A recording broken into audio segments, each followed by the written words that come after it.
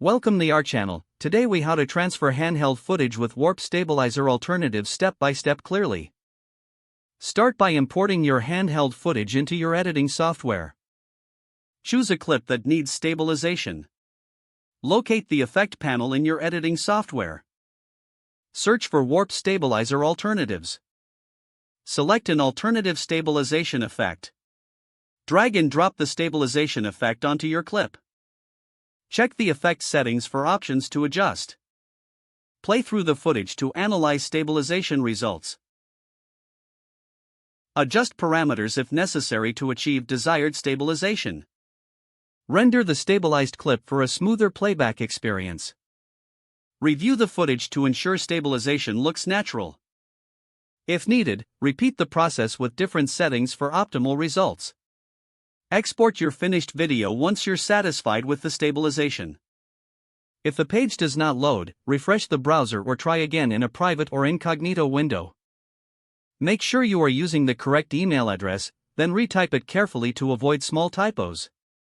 If your password is not accepted, use the reset option and create a new strong password you can remember. Check your spam folder for verification or security emails, then complete any requested confirmation steps.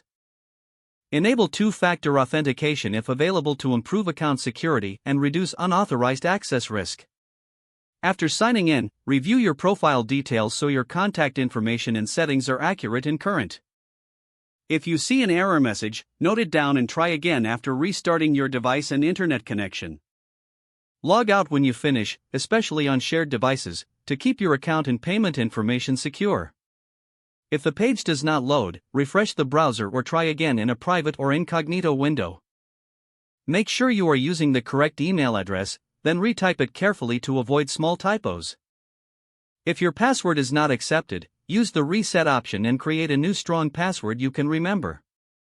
Check your spam folder for verification or security emails, then complete any requested confirmation steps.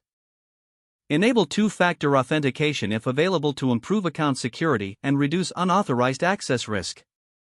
After signing in, review your profile details so your contact information and settings are accurate and current.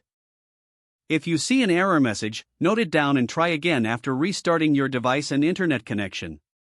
Don't forget to like this video and subscribe to our channel for more step-by-step tech guides.